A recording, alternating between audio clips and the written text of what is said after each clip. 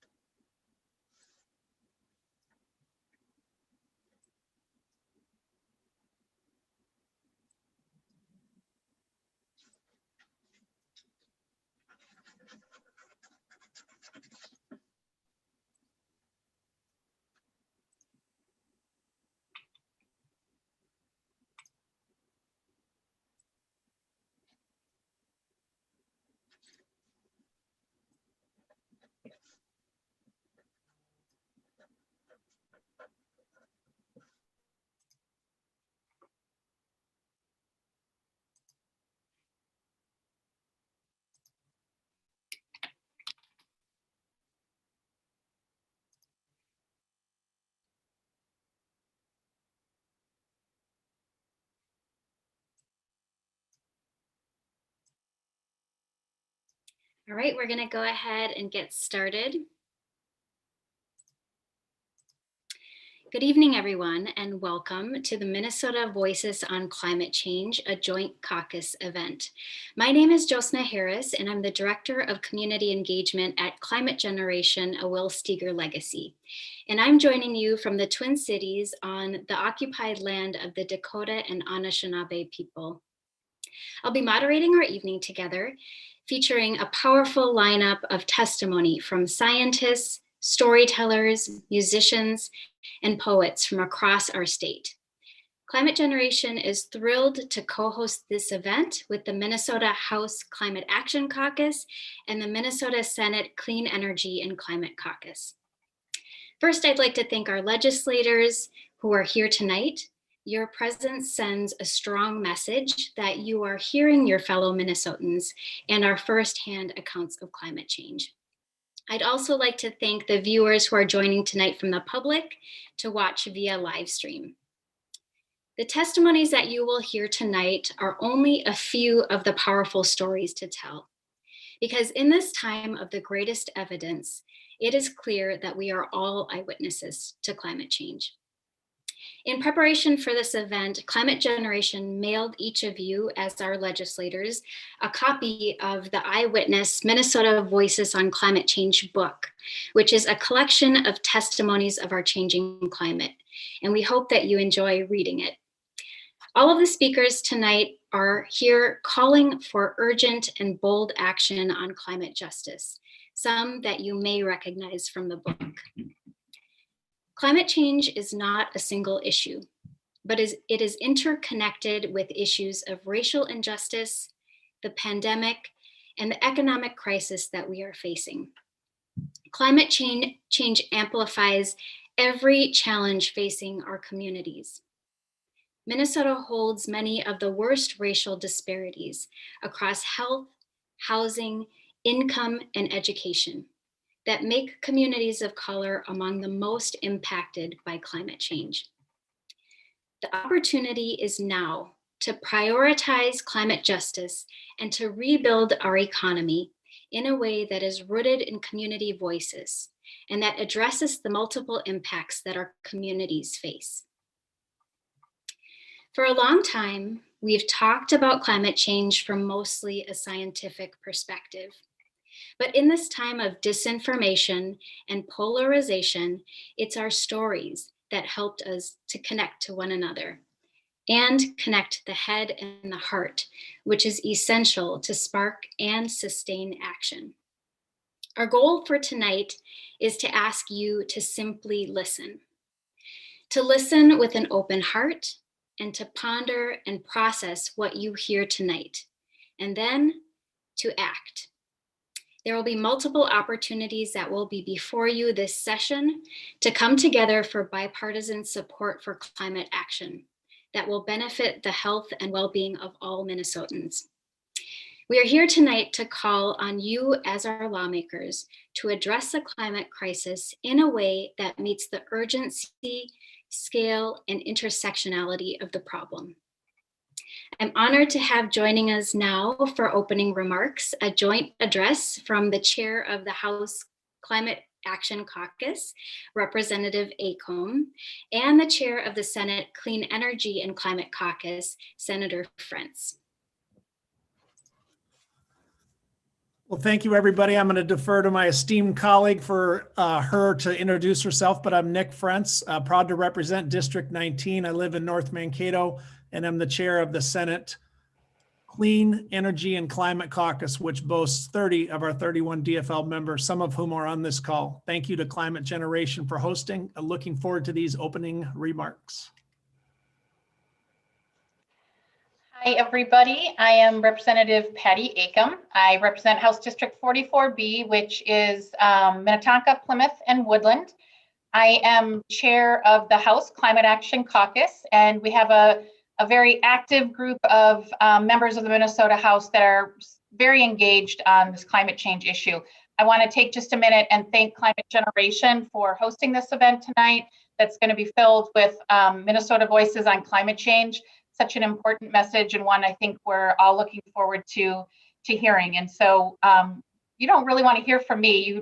We'd all much rather hear from them. So I think we'll move on in our introductions to the next, and I look forward to tonight. So thank you so much.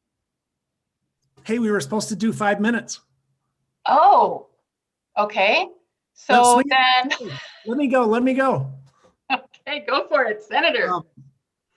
Sorry, Jelson, I just thought we might make a couple remarks about where we've been and where we're going. And Representative Acomb is a good sport, so I couldn't help jumping in there.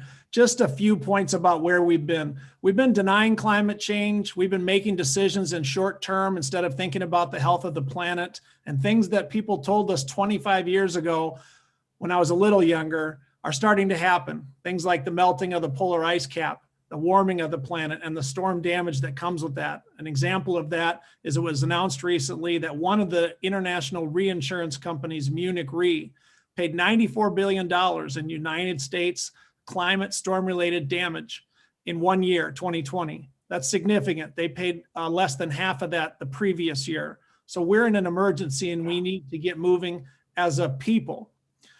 Where are we going? Well, legislatively, we're hoping to pass the governor's 100% clean energy bill. I'm a proud chief author in the Senate.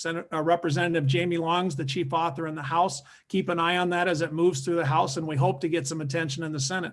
But there are things going on as far as environmental justice. There are stories being told, and I look forward to hearing many of the best ones tonight, but there are many more than that.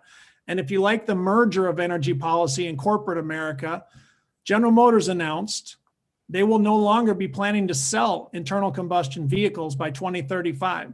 This is a for-profit company whose board of directors has a fiduciary duty to generate a profit, and they are getting out of the pollution business. So I would ask all of us as we listen to the stories tonight, many of them extremely compelling, to say, what is Minnesota's share of battling climate change? Let's do our share. And if we don't agree completely on what that is, let's talk about it tomorrow, next week, next month. Not simply from an environmental justice, not simply from a climate and environmental standpoint, not simply from a capitalist standpoint, but as a people. Jolston, I love that you connected the head and the heart, and I'm looking forward to the rest of it. Representative Acomb, according to this, I went 1 minute over. So back to you. Thank you. Well, maybe then I'm just going to take 1 second and just say that in the House, we have some really bold goals that we want to accomplish. And leading into this session, we worked really hard to put together a House Climate Action Plan. That's the bold action that we need to take to address the climate issue that we have before us. Senator Nick Frentz talked about several of the initiatives that are being worked on, and it's going to take all of us working together to get to that finish line. Absolutely. Thank you so much, Representative Acomb and Senator Frentz. I'm thrilled to have the opportunity now to introduce Senator Senjum, who is here calling for us to join together now for bipartisan action on climate change. Senator Senjum.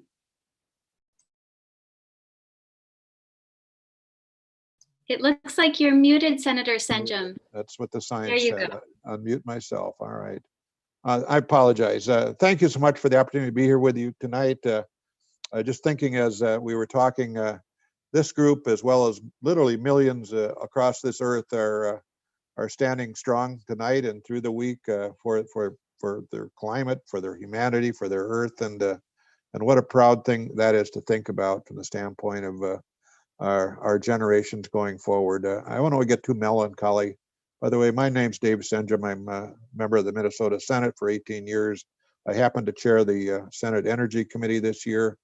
I'm a 44-year employee of Mayo Clinic, retired as environmental affairs officer there, and lots of other things. But I always come at this from the standpoint of and maybe this is the kind of thing that develops a little later in one's adult life, this perspective about Mother Earth and those kind of obligations, and the fact that Mother Earth is here to serve not only ourselves, but generations after generations after generations for who knows how long into the future. So we ought to not toxify it. We ought to not burn it up for energy purposes. We ought to take care of it the standpoint of leaving this earth for those that follow us. That's I think a moral imperative, and to the extent each of us can work individually towards that end, we are more responsible people, and I think we're morally right in working towards those kind of ends. And we're at this point, and I think in our history, more than ever, that we are going through this revolution from the standpoint of thought and actions in this area, and it's good. It's long overdue. I think we all know that we've got to save this place that we call Mother Earth. Again, for those that follow us, it's so important. So thinking about my life, I think from the standpoint, most of our lives, maybe not all of you, but this energy thing was all about turning the light switch on and seeing if you had light. It wasn't about anything a lot deeper than that. But I got involved a few years ago from the standpoint of my Senate involvement with the opportunity to participate in a German energy policy exchange with the University of Minnesota, and it frankly enlightened me. And it took me 2 or 3 years before I got this excited about what needed to be done and what this journey was really all about. But I learned, frankly, from the Germans initially about this ethic that they have, certainly not only with respect to climate change, but with respect to doing something about it. And so I have tried to bring that back not only to my community, my state, my caucus, wherever I can go and talk about these kind of responsibilities in the future. That's what I want to do, and it's just that important. We do a couple things. I've got a monthly energy society group that about 25 people that we meet and talk about various topics related to this journey. I'm a member of a group called IRENA, and this is more recently in the last couple of years. It's the International Renewable Energy Agency. It's out of Abu Dhabi, and we're able to talk with frankly members of high level of state across with 163 countries across the world about what they're doing. And by the way, 63 of those 163% of those 163 countries have pledged to net zero by 2050. So the world is moving, certainly attitudinally and technologically, towards a cleaner and brighter and a more sustained future for our Earth. And that is all good. And it's whatever I can do and whatever I have left from the standpoint of being able to contribute, that's what I want to do. That's what I think it's important. And we're not about leaving legacies, but the extent I can move this needle a little bit further along the way, that's what I want to do. And it's a pleasure to be here tonight and welcome you all. That's part of our mission here, to welcome you all tonight and just believe, as we all do, that it's time to do something.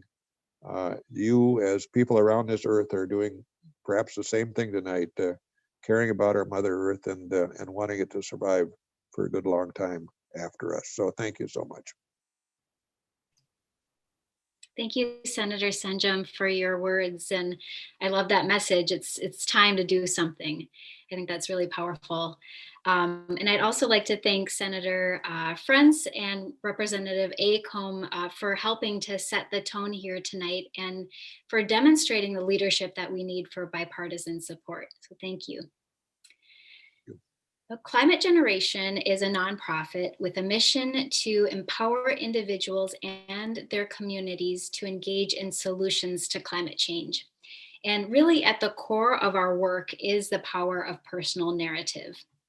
We have an incredible mix of Minnesotans here tonight with us. You can see them on your screen. And this is just a small sampling of the rich diversity of our communities and the perspectives that we've heard across the state. And while the stories that you will hear tonight are individual, the collective of our voices together tells a really strong narrative that now is a time for Minnesota to lead, because bold climate action is not negotiable. And with that, to kick off our lineup of speakers is Will Steger, who's here with us tonight, who is a National Geographic polar explorer, educator, and climate change advocate with over 50 years of experience exploring our polar regions. Will is also the founder of Climate Generation. Please welcome Will Steger. Yeah, good evening, everybody. And I want to thank everybody for attending today and representatives. It's pretty impressive. And I want to talk about my climate story.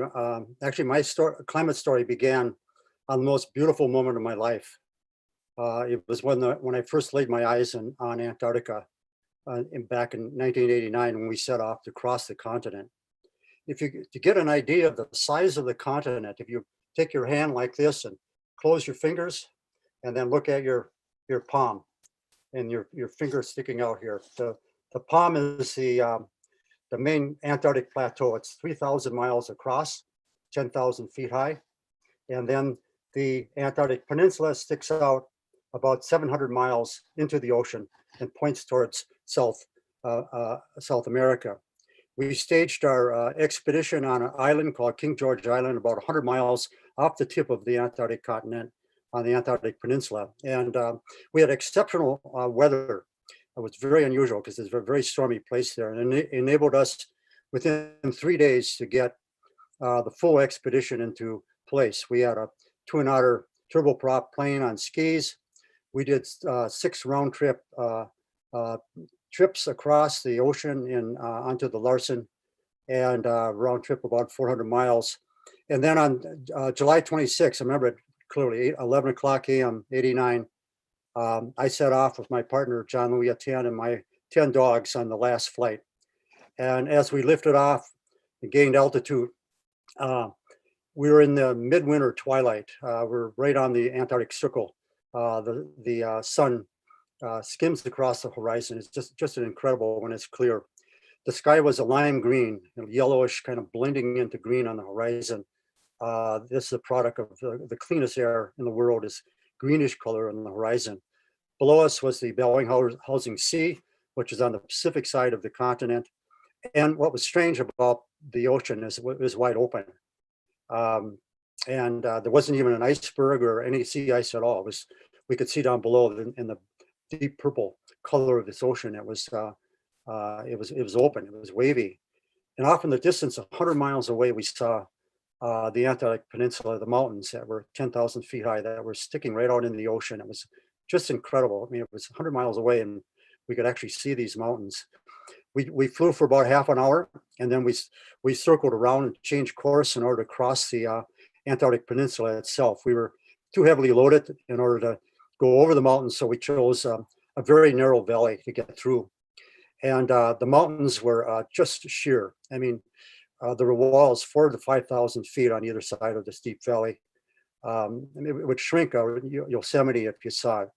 These anvil-shaped mountains, steep cliffs would cast these really deep shadows like a sundial across the green crevassed fields below.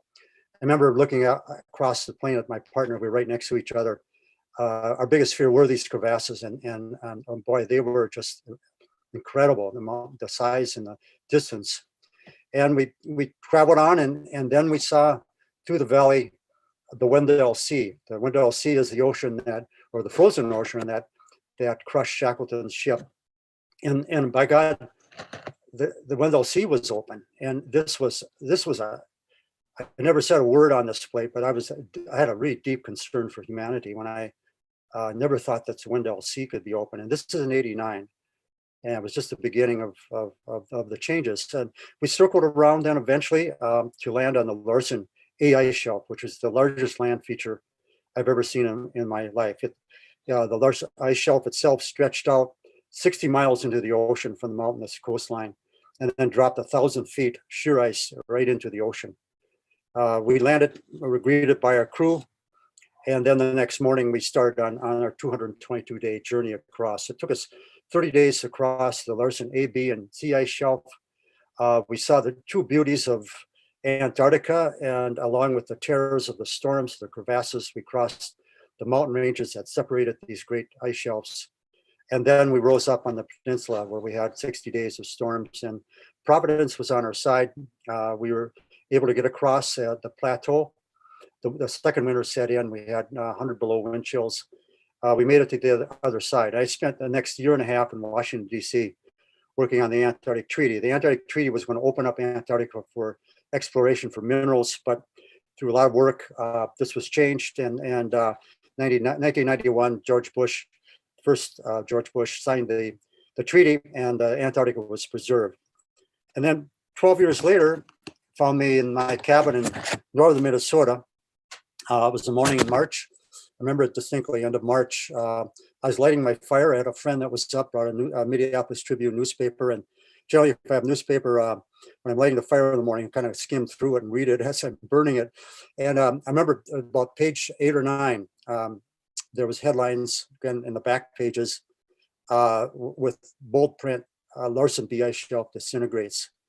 And this was startling. I mean, this was, I saw the reality of it. I was struck morally. I saw the moral imperative that life on the planet was going to change. I knew this was coming, but to see this happen so quickly, and just to see it right in print, and it happened. It took us 15 days to cross the Larsen B. And so I decided, to do something about it. This was in March, and by December of '02, I moved to the city to start the climate movement. I was a lone voice at the beginning, but with a lot of work and presentations, we spoke in over 100 conservative congregations. We worked with both the Senate and House, and Governor Plenty came on in 2004. He really saw the vision of clean energy. And then Nicole Rum came in 2005. That helped me get really organized. We incorporated it at that time. And then we had a most amazing thing happen in 2007. We had both convening of both the House and Senate. Everybody was together. I think this was the first time since the 70s that everybody came together. Excuse me. And it was around here. We had 94% of the vote, and everybody. We passed the Next Generation Energy Act, which set the stage for the economy that we're in now, and basically the legislation that was passed then. We've made great progress in the last 13 years. The wind industry grew. Coal is almost over. Minnesota Power signed off their last 2 coal plants in 2030, but actually it's going to be probably 2027 around that time. We saw the advent in a Democratic administration of solar with Mark Dayton. Solar, we're electrifying our economy. Now we're electrifying our transportation system. Petroleum now is on the rocks. I don't think you're going to see any great investments like you used to in petroleum. And our economy, the zero carbon economy is growing. Incredible, tens of thousands of jobs in this state alone, which offers many people all equity, good jobs for anybody that wants to be trained and so forth. So there's real opportunity, but we're out of time. We used to say we had 10 years, and 5 years ago, we were still saying 10 years. We don't have any more time left. We've got to move, but we do have the political momentum now. We're seeing now both Republicans and senators, moderates coming together with liberals. This is a great time. We have leadership on both sides. Now we're starting to see it. The political divide is what really held us back, but despite that, the economy grew, clean energy grew, but we need to maintain this momentum. We need to be very positive and work together like we're doing tonight. And above all, it's very important that we all share our stories. It's through our stories that we get the message out. We all count, regardless of what kind of work and what we do with our lives on the planet here. We all have a say, and we all have influence with the people that we have in contact with. So I look forward tonight here to listen to people's climate stories. I think it's very great that we're together here. And then after today, let's move forward at the task at hand. We have the economy, we have technology, the global community is on board. We're part of the global community now. So let's just do it. Let's be positive, and let's include everybody. There's a huge opportunity here. There's work for everybody here in this new economy. So I want to thank everybody for this evening, and especially our representatives. Thank you so much for coming out tonight and to hear our stories. Thank you. Thank you so much, Will. Yeah, we really appreciate you and just sharing the positive, encouraging message that we all need to hear. So thank you for being here tonight. Next, I'd like to introduce Kathleen Bacigalupi, who is a high school student and part of the YEA Network, or Youth Environmental Activists at Climate Generation, and who was recently appointed to the City of St. Paul's Climate Justice Advisory Board.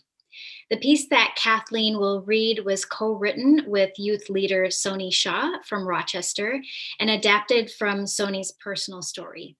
Soni could not be here tonight, but Kathleen will be representing her as she reads this piece. So thank you for being here tonight with us, Kathleen. Thank you. It's hard to follow Will Steger. As Justin said, I'm Kathleen. I use she, her pronouns. I'm part of Climate Generation's YEA Network. We're currently working to plan our annual Youth Climate Justice Summit and pass legislation that would require climate justice education in Minnesota.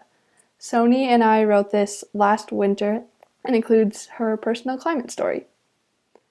What do we want? Megaphone in hand, perched atop the steps, Soni shouted loudly as thousands of voices thundered back. Climate justice!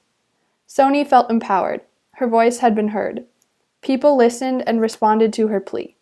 They, too, cherished our land along with the plants, animals, and humans that live on it. This is about infinitely more than saving the polar bears, she told them. Across the world, humans are breathing in toxic chemicals or searching for shelter after catastrophic storms. It's extremely frustrating to see intense flooding outside her window coinciding with the rejection of multiple environmental bills, she yelled. When do we want it? On September 20th, 2019, as Soni marched with more than 8,000 fellow environmental activists from the Western Sculpture Garden to the Minnesota State Capitol building, she had the privilege and honor to lead their chants. As she led, Soni experienced a deep sense of unity and common desire for meaningful change. Not only that we need it now, but that we are capable of making this change happen. It gave Soni hope to watch thousands of students who share loyalty to our earth come together peacefully. Soni was given the courage to lead them. That day, she made a difference. From the first moon landing to printing what has become the global currency, Americans pride themselves on being first. But when it comes to combating climate change, we're falling behind. We stay silent, viewing it as a distant problem. Day after day, we continue to see the effects of our changing climate. The polar vortex in 2019, brought Arctic cold to Minnesota, leaving homeless people scrambling for shelter. Each year, at least 700 people who are homeless freeze to death in the United States. This number will only increase as extreme temperatures continue to happen. We witness so-called 100-year floods happening every 5 years, causing $millions in damage. We experience more and more days over 90 degrees Fahrenheit. We watched fires burning in California, Australia, and the Amazon. We witness the disrespect of indigenous lands. We witness people in communities next to power plants, trash incinerators, and refineries breathing polluted air and suffering the health consequences. People who have contributed the least to causing the problems experiencing the worst impacts. Climate change is not just. We witness inaction and fighting in legislatures and Congress. We read the newest reports from scientists about the worsening of climate change and understand we're running out of time. Still, we are the climate generation. On the 50th anniversary of Earth Day, we stand united. We can continue to witness the destruction of our home, or we can witness the beginning of a new era. We can witness turning away excuses and fighting, or we can witness action. We can witness environmental justice, we can witness a green economy and a livable planet. We can witness the unity needed to solve the climate crisis. No matter who we are, black, white, or brown, they, he or she, rich or poor, living in the city or the country, 9 years old or 99, we are all witnesses. Thank you. Thank you so much, Kathleen. I really appreciate your inspiring work and your words, and having you in this space as one of our young leaders is your message could not be clearer. So thank you for joining us. Next, I'd like to introduce to you Reginaldo Haslet Marroquin, who is the founder of Regenerative Agriculture Alliance, an ecosystem of farmer and public interest organizations, food sector businesses, tribes, and elected officials that are working together to scale up regenerative agriculture supply chains. And Reginaldo has a farm in Northfield, Minnesota.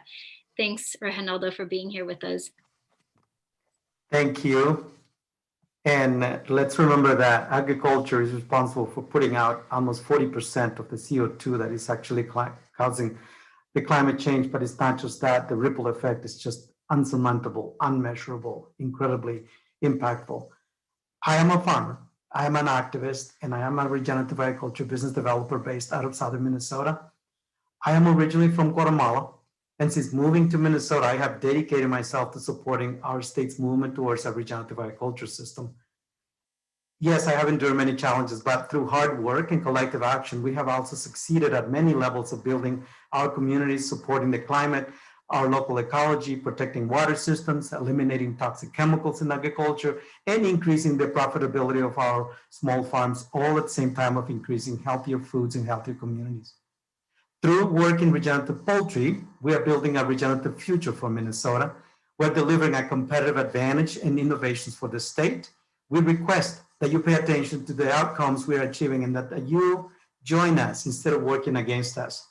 The specific ways you work against us is through subsidies of degenerative agriculture systems that keep dumping chemicals on our waterways, polluting our air, and destroying the living systems on our soils, systems of which the very competitiveness of Minnesota farming depends. This is as important to us today as it is for our children, all of our children. Last November, I took a hike at the Appalachian Mountains with my 17-year-old. And as we walked, I asked him many times the same question, but this answer really stuck with me. I asked him, why is it that so many youths are depressed and so many are taking to drugs and not engaging? And he answered, because your and previous generations have decimated the planet and are leaving us without hope and all the trash and the ever increasing cost of remediating the damage. I paraphrase his answer, of course. As a father, proud of working on and teaching my kids about our responsibility towards the living systems of the earth, that answer really depressed me. I was depressed because he is right.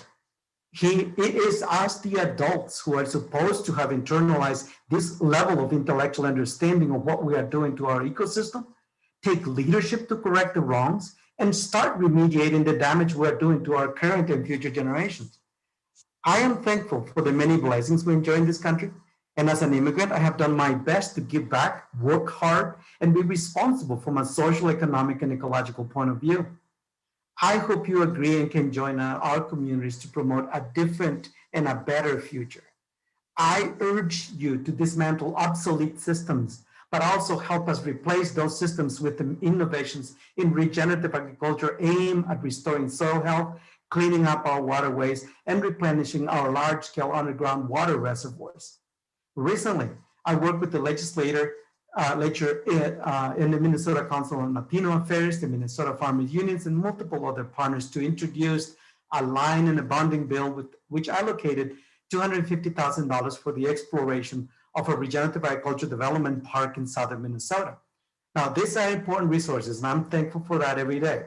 But incredibly disproportionate and unequal in relation to the much larger investments we are making in conventional degenerative systems, which create an unfair competitive advantage to the innovations we're coming up with. I'm asking for a more equal opportunity. Regenerative agriculture may not be the dominant way right now, but I can guarantee that we are the better option for the future of our state. Regenerative agriculture produces the same outputs as conventional ag does, and if properly supported, can be highly or more competitive. But we also deliver clean water, we eliminate toxic inputs and pollutions, we restore the beauty of our landscape, biodiversity, soil health, and the health of all Minnesotans and beyond.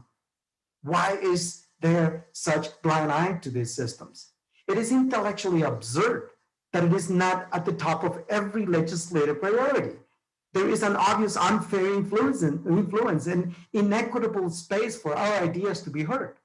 I want to invite you to be part of changing this. I am grateful for your service. I know that legislators are beholden to money and power structures. Nobody ignores that. To old colonial systems that continue to perpetuate extraction and create inequities. But you can change that. I also know that every legislator understands the situation deep inside and have a choice when making decisions to continue their old paths or to listen and seek new opportunities that are better going forward. I know that independently of your voting record and campaign promises, you have had to consider all these issues, and for that alone, you deserve respect. But now we must turn that understanding into paradigm shifts. Continuing the same patterns that are destroying us is simply no longer acceptable. Thank you for your service, and I hope we can join to build a better Minnesota. Amazing. Thank you so much for your words, Reginaldo. I'm just blown away, especially by the call, from your own children that is really driving your own passion and your experience in regenerative agriculture, that it is a solution to our climate crisis. So thank you. Next, I'd like to introduce Becky Alexander, who is a middle school teacher, a high school ski coach, and was part of Climate Generation's educator delegation in 2015 to the Paris UN negotiations on climate change. Thank you. Good evening. I love snow and ice. I love winter. I started cross-country ski racing when I was 8 years old and have not stopped. I love the crisp frost on the tree limbs and the crunch of cold snow under my boots. In the 1970s, as a kid, I was skiing on the tracks of Meadowbrook Golf Course in Hopkins, the trails of Baker and Highland Park Reserves in the West Metro, and the courses at Theodore Park in Minneapolis. The solitude of skiing across the wide open spaces at Theodore Park at dusk, or the calm of the woods at Baker Park Reserve, resides deep inside me. My pulse still races as I recall the terror of standing on the top of what was known as the chute at Worth, knowing full well that if I did not crash in the middle of that steep and always icy downhill, I would still have to successfully navigate a high-speed corner. One misstep would result in my 10-year-old body jettisoning uncontrollably onto the Parkway Road that lay beyond. This mountain of a hill was to be attempted on my beautiful wood Modsu skis with 3-pin bindings. My cool white ski boots were little more than Norwegian tennis shoes with holes below their toes. Today, on those very same trails, I'm still ski racing, and now I'm coaching the Minneapolis-Washburn High School Nordic ski team.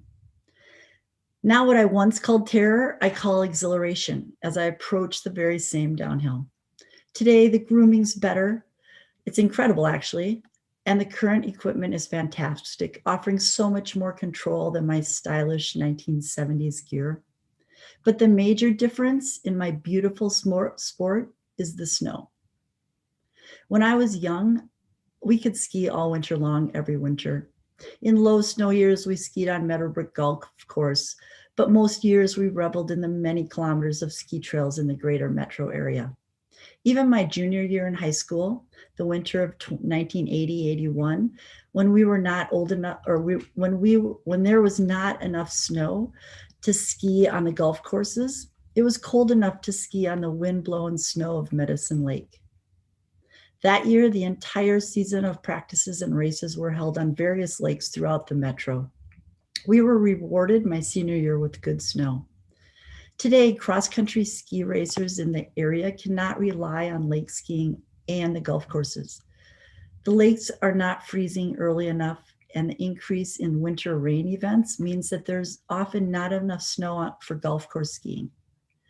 Now in the metro area, we are dependent on the snowmaking courses at Highland Park Reserve, Peterworth Park, and Elm Creek Park Reserve.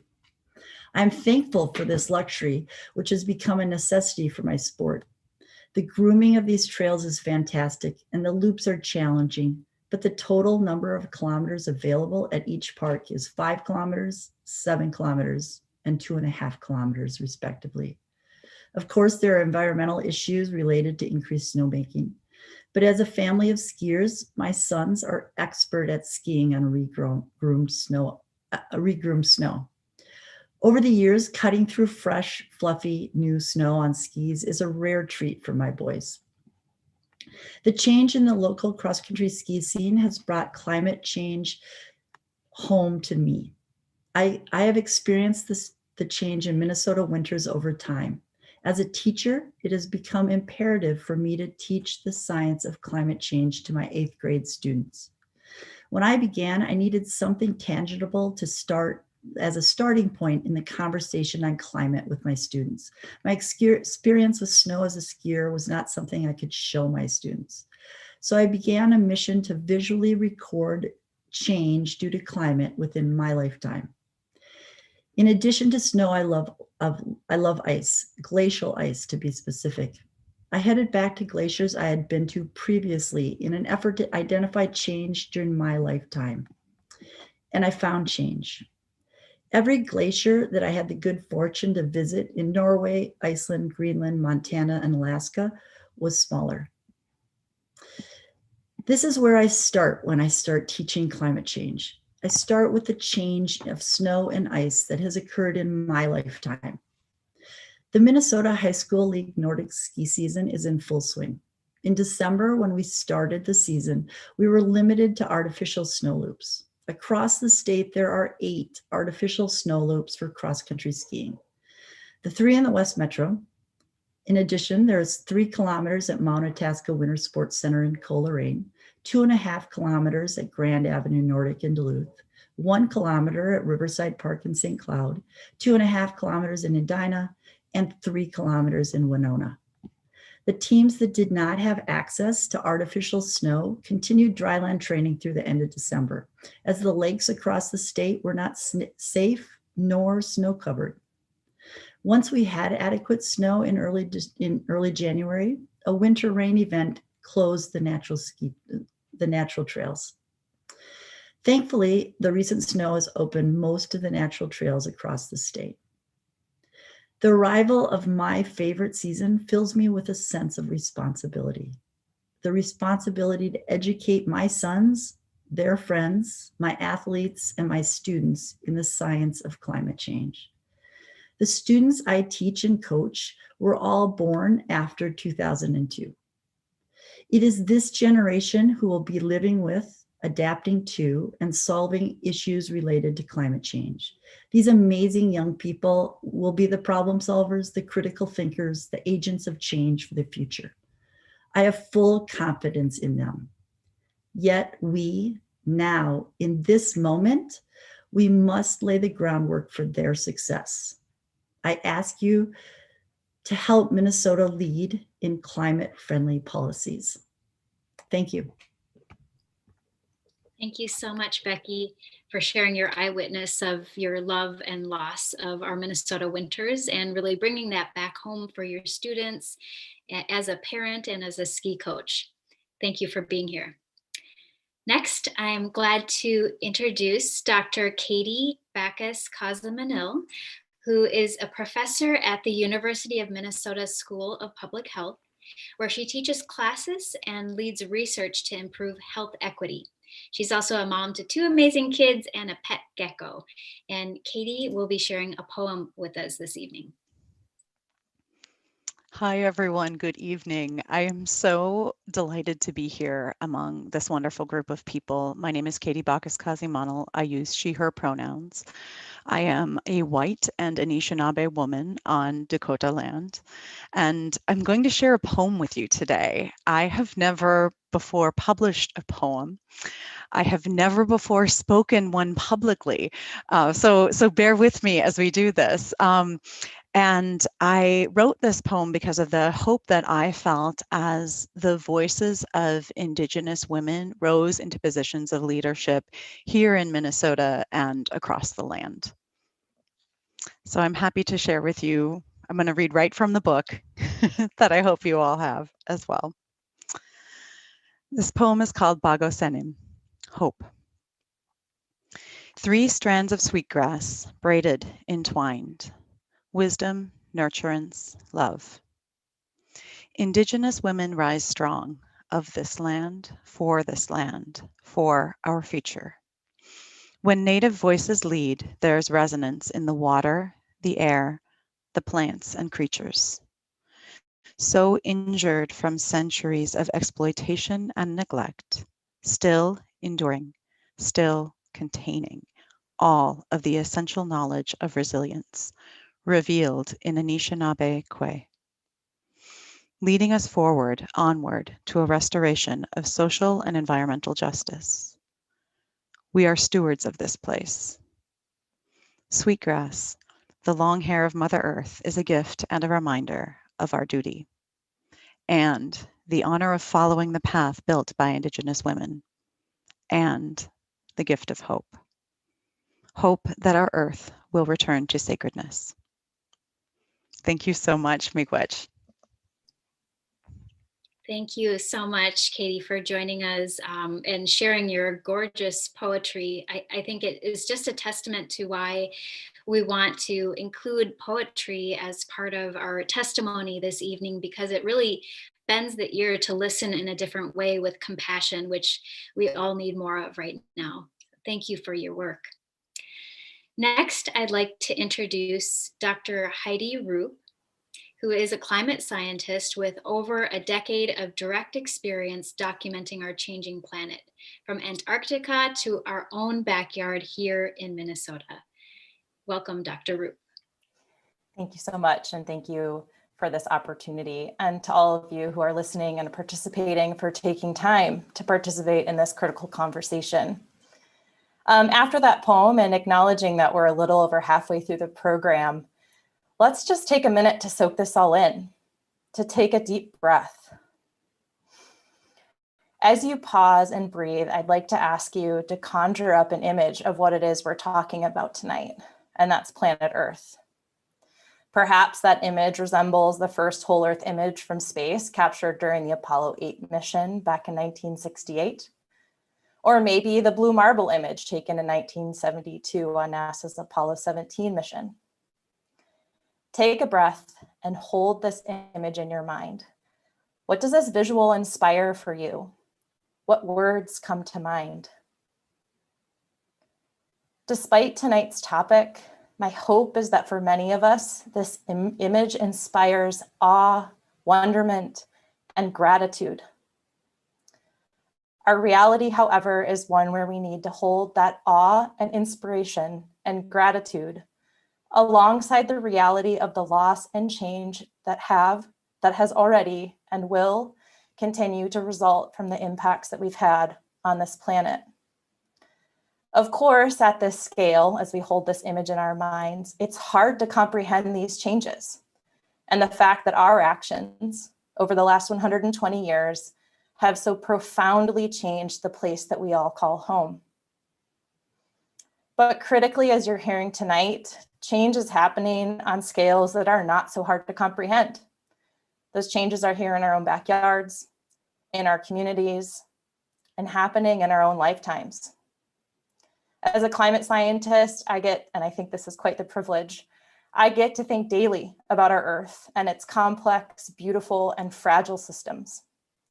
I also have a front row seat to the data that show us how our actions over a very short time, geologically speaking, I'm a geologist, so I like to think on all sorts of time scales, but over a very short period of time, we've fundamentally changed Earth's climate system.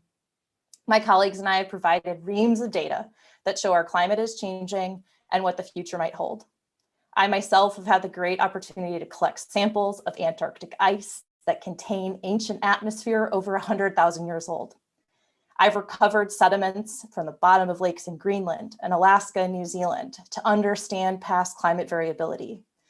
In essence, I've had the great privilege to contribute small but meaningful pieces to understanding our complex climate change puzzle.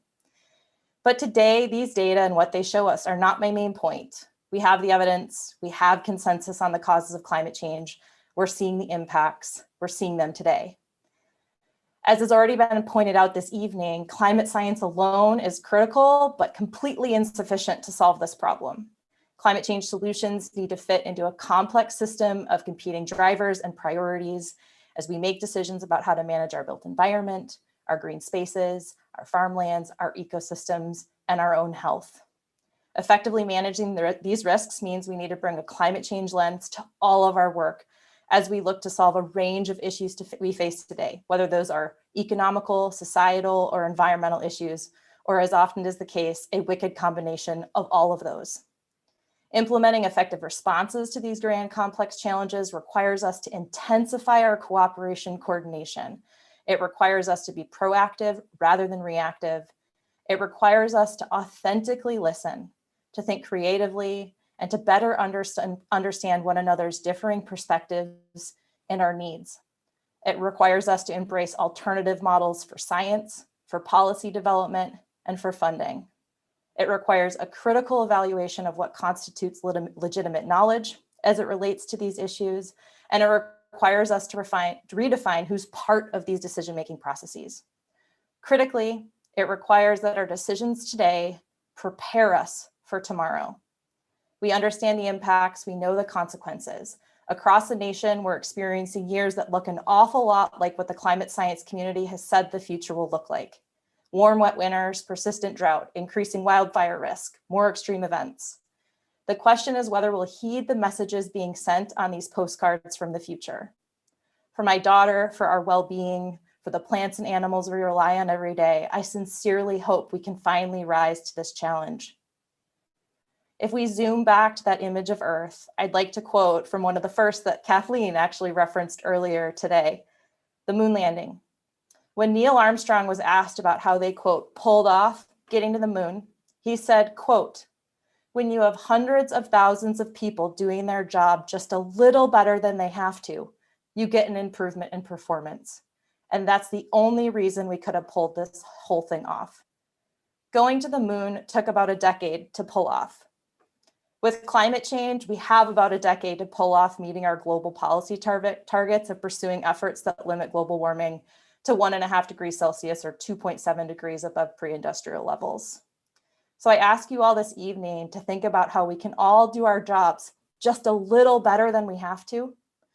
It's how we're going to improve our performance, and it's how we're going to get a fighting chance of, quote, pulling it off. If it gives us a challenge of taking a critical and giant leap for mankind, and importantly, humankind, let's confront the challenges, let's embrace the opportunities, and please, let's get to work. There is no time to waste. Thank you so much, Dr. Roop. I have heard that one of the most important roles for scientists now is to be storytellers. And I have to say, you nailed it. And I just appreciate your grounding that you provided us and snapping us back into the reality that you are really, have a front row seat to the data, but bringing us back to why this matters and the humanity. So thank you for your calls to action and for the work that you're doing. Well, as Dr. Roop mentioned, we are just about halfway through our program, and we have an incredible, incredible speakers who are yet to come, starting with a young musician who is going to join us now, who is going to help us to process all of the incredible testimonies and stories that we've heard so far tonight. So it's my great pleasure to introduce to you Allie McIntosh, who is a 14-year-old singer, songwriter, violinist, and pianist who is performing her original song, Violet Skies. Please welcome Allie McIntosh. Hello, so my name's Allie, and tonight I am performing my very own song called Violet Skies, and it is all about peace and harmony because violet, the color violet, symbolizes peace and harmony, and I believe we need to live in harmony with the environment because, you know, my generation is the youth, and when we grow older and eventually have children and grandchildren, I want them to be able to live in a healthy atmosphere. So I think this is a very important topic, and I'm happy to lend my voice tonight.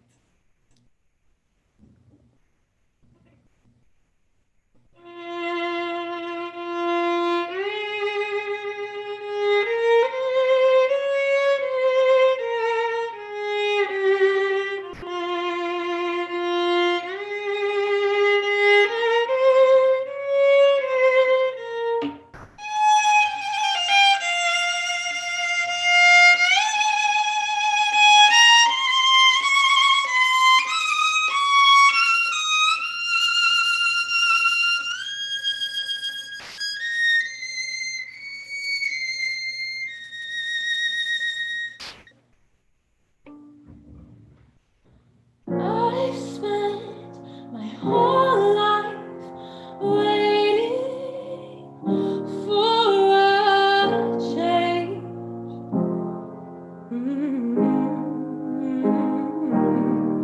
And I can't wait to the time when we'll restart our lives and know that it will be fine.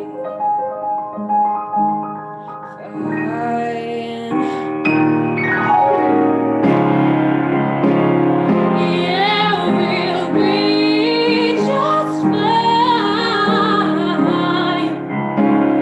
Yeah, we'll be alright. Yeah, we'll be just fine. In our violet sky, violet skies are like us together. Ocean meets the sunrise, and we'll look up and know that it is a sign for us that will be alright. Yeah, we'll be just fine in our violet sky.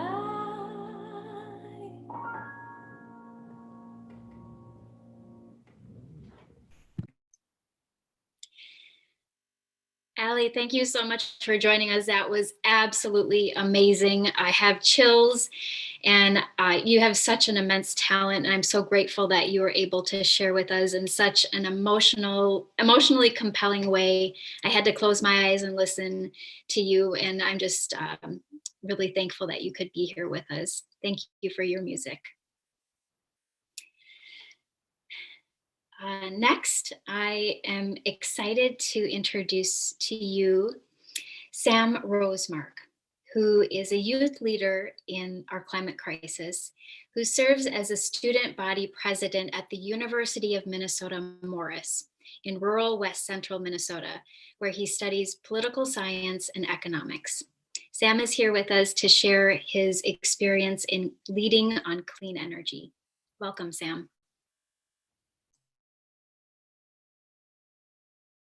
Oh, here we go. Yes, thank you. Thank you so much for that introduction. Climate change can be a touchy subject in rural Minnesota. I know because I'm a senior at the University of Minnesota in Morris. A year ago in January 2020, I had the opportunity to visit Saarbrück, Germany as part of the Renewables Revolution class. With the Climate Smart Municipalities program, I made this journey with a team of people to see firsthand how Germany has transitioned to clean energy. The Climate Smart Municipalities program connects cities in Minnesota to sister cities in Germany as models of what is possible and to work together. It is one thing to hear how Saarbrück, Morris's sister city, produces 400% of the energy they need with renewables, which sounds impressive, but I assure you, it is much more impressive to see it in person. I knew renewable energy was the future, by going there and seeing it for myself, something clicked, and it made so much sense to see their whole system's approach to health, wellness, and economic prosperity for all. The many solar panels, wind turbines, and biomass gasifiers energizing the community was like taking a step into the future. It made me wonder why Minnesota hasn't put all these pieces of the puzzle together quite yet. One memory that stands out was my last night in Germany in the city of Münster. I reconnected with a friend who was a Germany exchange intern in Morris the previous summer.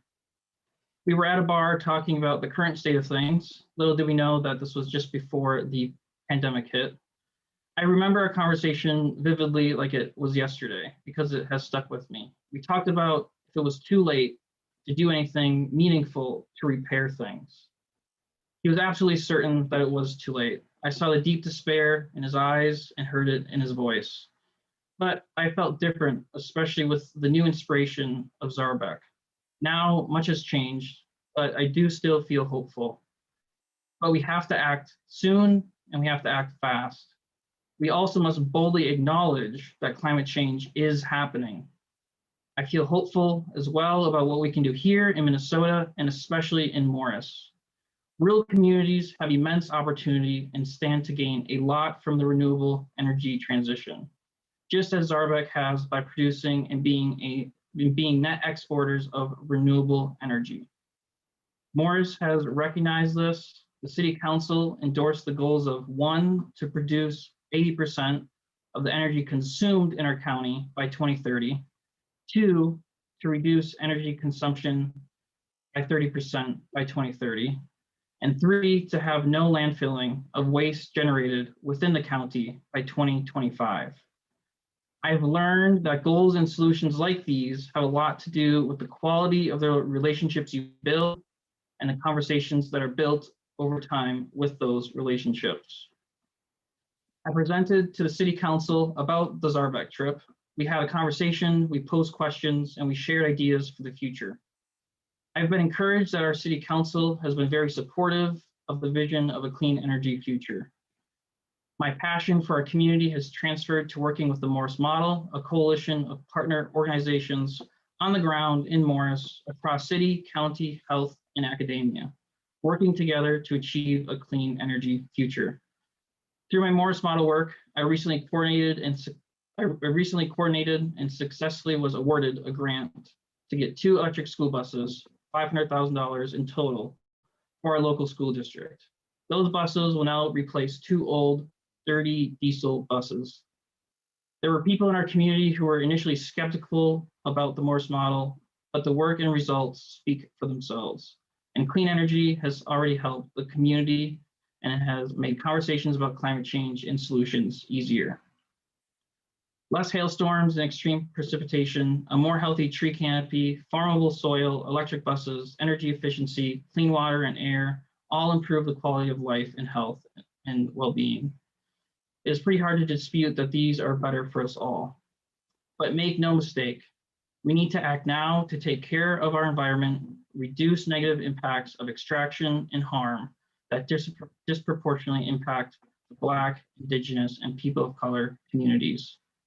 Renewable energy is the future, and we need to set up all of our communities to benefit.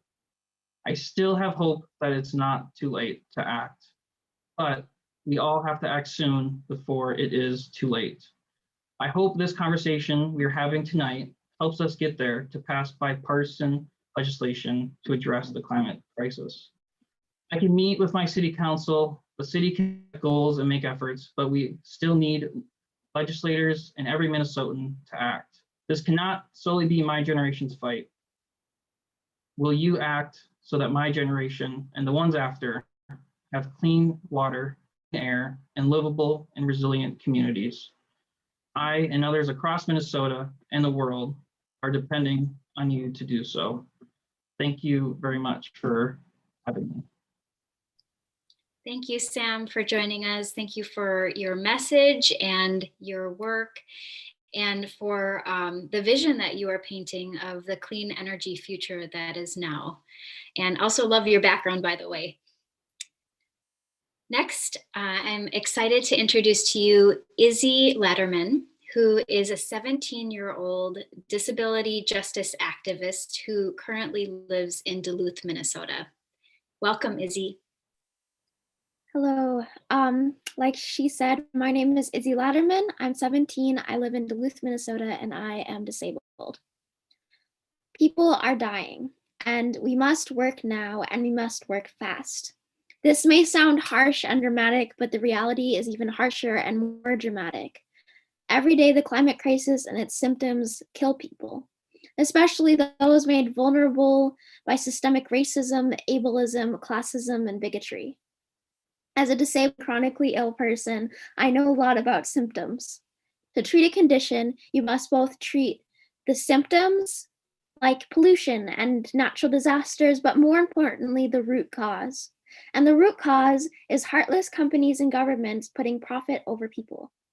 We cannot solve this crisis without treating the root cause, and you as government officials and those in climate movements can help treat the root cause. That being said, climate solutions must be intersectional. Too often, people with disabilities are left out.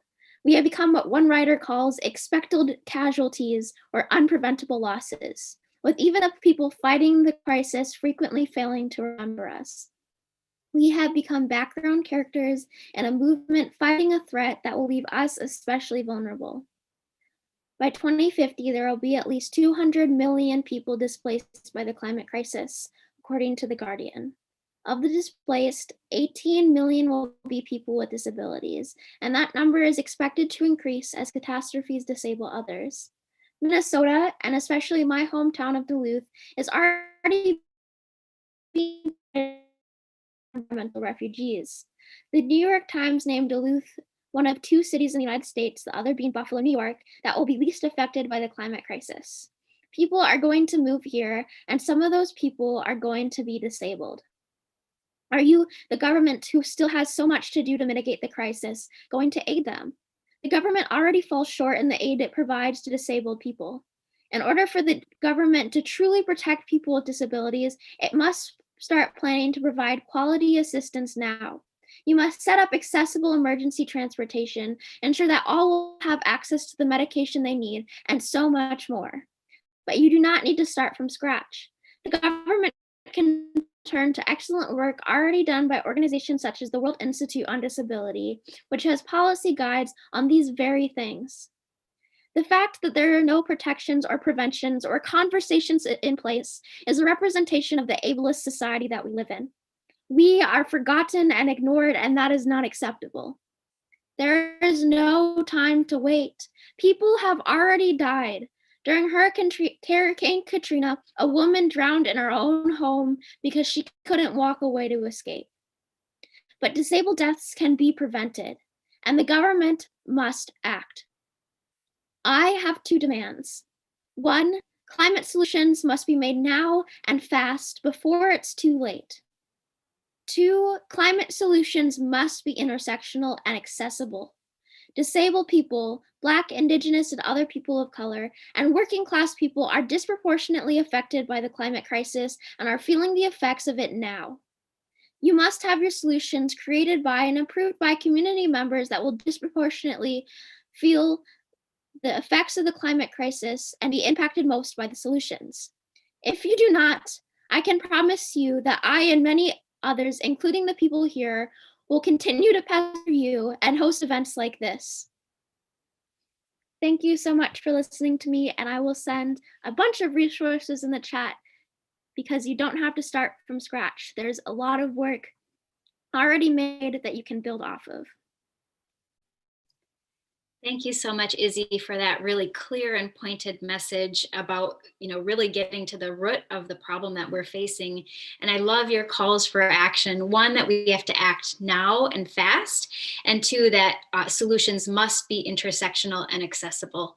I love that so much. Thanks for posting your links in the chat as well and for being here with us tonight. Next, I'm honored to introduce former US Senator Dave Durenberger, who has served 3 terms in the US Senate under 4 presidents, from 1978 to 1995. Senator Durenberger has been a model for all of us in leading bipartisan legislation and leadership, more of what we really need right now.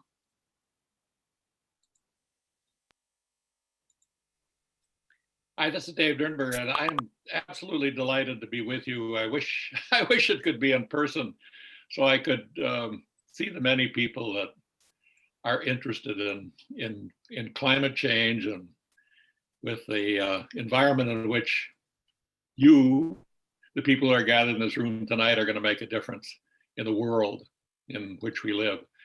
I understand that because of the 3 terms that I spent in the United States Senate, but I also understand it because some of the people in this room tonight, people like Senator Senjum from Rochester and others who have served in the Minnesota legislature understand it as well. There's something about politics today that tends to divide people. And all I can say to you is it wasn't meant to do that. That's a phenomenon that everybody in this room, I think, can appreciate. We will avoid as soon as possible. And here's my story to begin. In August of this year, I had a telephone call from a United States Senator from Oregon. Happened to be a Democrat. He was the ranking member then. Now he's the full chairman of the Senate Finance Committee, the most so-called powerful committee in the Senate. And what he called me for was to tell me that he and my friend Chuck Grassley from Iowa, who was the chairman of the committee, had been spending 3 weeks saying, remember when we just said, give it to Dave. And then he said, we have been trying to do something about prescription drug pricing. And every time we get something we think will work, it goes up the ladder to the top of the politics, in that case, the Republican Party, and somebody says, no, so you can't do it. And in the old days, we used to say, send it to Dave, meaning Dave's committee, the one that I chaired on Medicare, Medicaid, and health policy. And I found a way with Max Baucus, the Democrat from Montana, George Mitchell, the Democrat from Maine, or Jay Rockefeller, the Democrat from West Virginia, to identify the problem in a way that they could find the politics was interfering with the solution of the problem. And that's what faces everybody in this room tonight. We know the problem. We know the extent of the problem. We have different views on how to deal with it, but the politics of our views should not be as important as the reality of dealing with the health of the world and the health of every nation and every person in this world. That's what's at stake. And that's one of the reasons I think that my old friend who was there when I got there in 1978, Joe Biden of Delaware, now the president of the United States, that's the reason why he's made this a principle that he's going to stand on, and he's going to require that he be judged by the success that we have in helping him solve the problem that before us. So that's what's at stake tonight. And I want to make another really important point, which is that Will Steger's in this room, and I've known Will Steger since he was a 19-year-old hiker in the Andes or something like that, and you know, bought a piece of property up in northern Minnesota, which all of you now know as the center for character leadership in Minnesota, in the country, and in the world. It's just a unique man.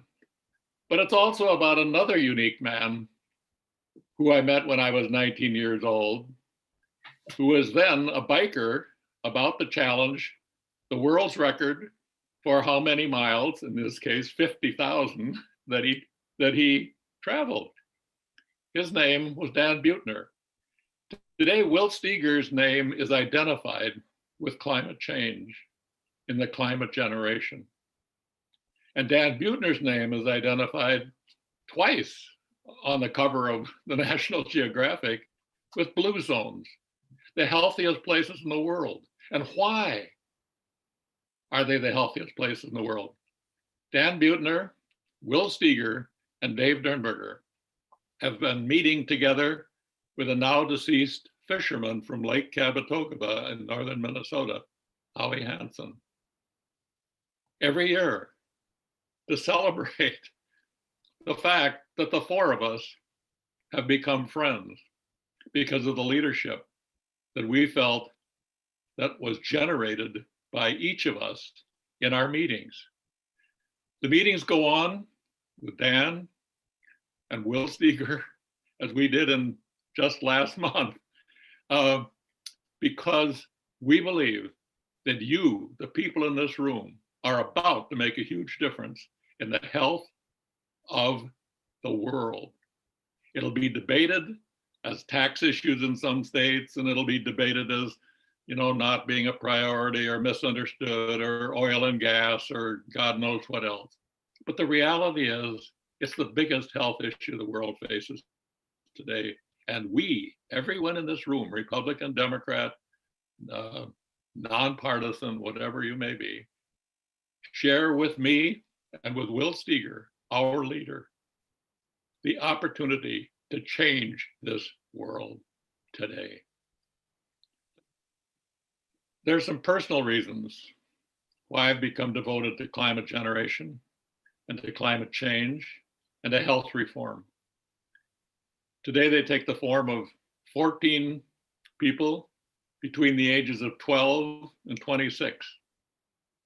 They are my 14 grandsons and granddaughters in various parts of the state, various parts of the country, and the world. One is living in Australia. On their behalf, on behalf of my grandkids' generation, let's do what we know needs to get done. Thank you for honoring me with an invitation to your meeting. I'm in California right now, waiting for my flu shot, as well as many other things. But God bless you all. Thank you so much, Senator Dernberger. It's such a privilege to have your powerful message of coming together and the reason why we need to act now, and really hearing about your 14 grandchildren and how that is driving your dedication to the climate crisis is inspiring. We have just a few storytellers left in our lineup, so I'm going to urge you to stay on because you will not want to miss the rest of our program. So I'm going to roll right on and introduce to you, we're really pleased to have with us tonight Robin Robinson, who is joining us, who is a Minnesota Broadcasting Hall of Famer, 2010 Democratic Lieutenant Governor candidate, art entrepreneur, and public art advocate. Please welcome Robin. Thank you, Jasna, and thank you, everyone. I'm absolutely delighted to be here with everyone this evening. I want to read my poem that Will so generously offered to publish in his anthology, Eyewitness. It reminds me of growing up in the 70s in Chicago and how that time was magic for me, but how climate change has taken away a little bit of that magic for generations after me and young people who live in Chicago. And my poem is called Fireflies. warm summer nights brought unexpected treasures for little brown girls who dreamed of fairies and magic. Twirling in nightgowns, grass between their toes, reaching for dancing lights dropping like amber jewels in the dark. Has that hope for magic disappeared? Or have those jewels that dance in the twilight escaped to other worlds where brown girls dare to dream? Thank you. Thank you so much, Robin. I love that poem, Fireflies, which is part of the Eyewitness book, and just really appreciate your gift for poetry and for joining us here tonight. Thank you. Next, I'd like to introduce Dr. Rossi, Dr. Federico Rossi, who is a practicing physician in Minneapolis on staff at Abbott Northwestern Hospital, with a special interest in the impact of climate change and health. Welcome, Dr. Rossi. Yes, good evening. As you heard, my name is Federico Rossi. I'm a physician at Abbott Northwestern Hospital in Minneapolis. And thank you for having me here tonight. And thanks to everybody for joining us. This is super important. Yes, indeed, as we've heard, climate change has been increasingly affecting the health and well-being of all of us in a number of ways, some obvious, some not so obvious. The exponential rise in natural disasters that we're seeing across the world is threatening the security of so many by wiping out homes, disrupting food supply chains, and leading to increasing number of climate refugees. Invariably, the health of these families comes into jeopardy, not just by being exposed to the fury of these stronger elements, such as hurricanes, wildfires, floods, droughts, and heat waves, but also leaving permanent psychological scars on these communities that will last long after the homes are rebuilt.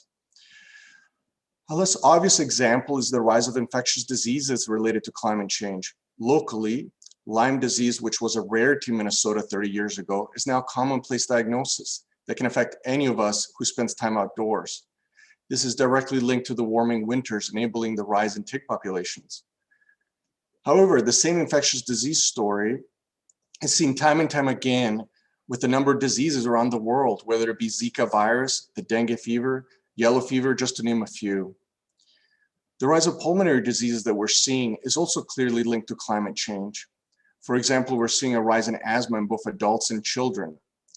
Good studies have clearly linked increasing particulates in our atmosphere, and it's not just from the pollutants from the ongoing of burning fossil fuels, but also the ever-increasing particulates being released from now commonplace mega wildfires and the lengthening of our allergy seasons. Furthermore, all of these pulmonary diseases are exacerbated by our warming temperatures. So indeed, whether it be from heart diseases or pregnancy-related illnesses, we're now seeing the impact of climate change on our health. And just like we've seen with the COVID pandemic, we're seeing the more vulnerable low-income communities and communities of color being impacted disproportionately. One of my personal experiences with climate change and health relates to my middle child, who was diagnosed with asthma 3 summers ago when she began noticeably wheeze during a time of particularly poor air quality, in part affected by faraway wildfires that were burning in Canada. And just a year later, my niece and nephew had their school canceled and had to flee to a different part of California to escape the very poor air quality caused by local wildfires. They were not even allowed to go outside in their backyard to play at the time. That's how bad the air quality was. But then again, more wildfires later this summer and fall in California forced them to leave their home and temporarily relocate with us in Minnesota. Please, realizing that the stakes are so high, let us face the greatest challenge of our lives head on and acknowledge the level of gravity it commands. Given the scale and magnitude, we will undoubtedly need to work across political parties and collaborate with all nations around the world to effectively address climate change. Thank you for having me here tonight. Thank you, Dr. Rossi, for your testimony and for your work joining us here tonight. I really appreciate how you make the intersection between climate change and health and racial injustice so very plain, and bring it full circle to how that's impacted you personally. So thank you for your work. And yeah, please stick around. We have not, last but definitely not least, Reverend Kristen Foster, who's joining us from Iron Range. And Reverend Foster has served for 3 decades as pastor of Messiah Lutheran Church in Mountain Iron. Reverend Foster also founded the Iron Range Partnership for Sustainability in 2009, in which she continues to play a leadership role. Welcome.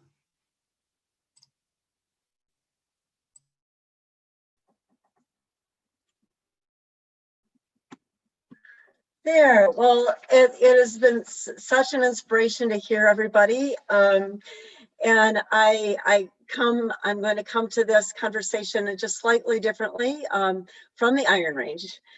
For over 30 years, Minnesota's Iron Range has been my acquired home, mine and my husband's. And I have to say that its beauty and magnetism are also an acquired taste. Pockmarked by mine pits, the horizon is silhouetted by the broad grassy anvils of reclaimed mine dumps, with flat expanses previously logged out but now scrubbed by spruce and aspen, with willows taking hold in once tended pastures of abandoned farms. As I said, this topography is an acquired taste. But the peculiar beauty and resiliency of the Iron Range has etched itself into our family's landscape. And I imagine with foreboding what climate changes will do to this place, its animals and its people. You may have heard, if you've ever been on the Iron Range, the saying that people who grow up on the Iron Range have iron filings in their blood, which eventually draws them back home. So this saying refers not just to the topography, but to the dominant economic history, which you all know gives the Iron Range its name. First there was logging, then came mining, first iron, then taconite, more recently the prospect of copper and nickel.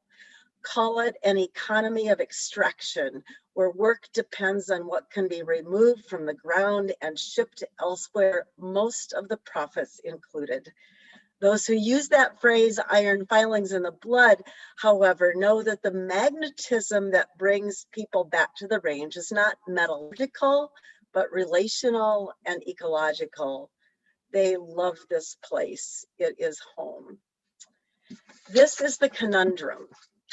People here love this land, this water, these seasons, yet mining has historically been the foundation of their livelihood. Sulfide mining right now continues to be a hot issue, with lawn signs all over here proclaiming we support mining and mining supports us in some kind of a blanket way. I want you to know that this comes from people's need for jobs with dignity, whether I agree with their position or not. There are also people here who understand that the range needs a wider lens, that we cannot separate the means of making a living from that which sustains life. And in fact, we don't need to do that. It's not jobs versus the environment. And there are many Iron Rangers that are finding a new path to strengthen community, invigorate our economy, and steward the earth and water. The Iron Range Partnerships for Sustainability is dedicated to that. Responsible action for the common good must always contend with conundrums, profound ones. The conundrums of the Iron Range have their own distinct edges, but they are no harder than the conundrums where you may live. The hospitals that discard unconscionable amounts of plastic, all of the ways that we contribute to the very degradation that we deplore. We cannot, however, let the conundrums neutralize us. As Will Steger said, we're out of time. So my closing blessing is that we draw courage and wisdom from these stories as we each seek ways to care for and restore our common home for the common good now. Thank you. Thank you, Reverend Foster, for joining us. I love your style of just poetic storytelling and painting that sensory imagery for us of what you have experienced and know so well on the Iron Range. Thank you for joining us. Thank you. So we have had quite the packed evening of engaging speakers, and I am inspired by listening to the stories, poetry, and music that have been shared in such a heartfelt way by all of our speakers. And I hope that you are too. I want to say thank you to all of our legislators who have joined us tonight and to all the participants and viewers watching. It's a reminder that when we listen with compassion, it can help strip away the rhetoric that divides us and to feel the humanity that is really at the center of climate justice and to find our shared values. To our legislators, our message is clear that the time is now for Minnesota to lead with bipartisan legislation. This session, you will have the opportunity to advance solutions that cross all sectors and support Minnesotans at the intersections of climate impacts in clean energy, transportation, education, health, and more. And we ask that you hold these voices of the communities that you serve as you make these critical decisions on behalf of all of us. And with that, thank you for your time and good night.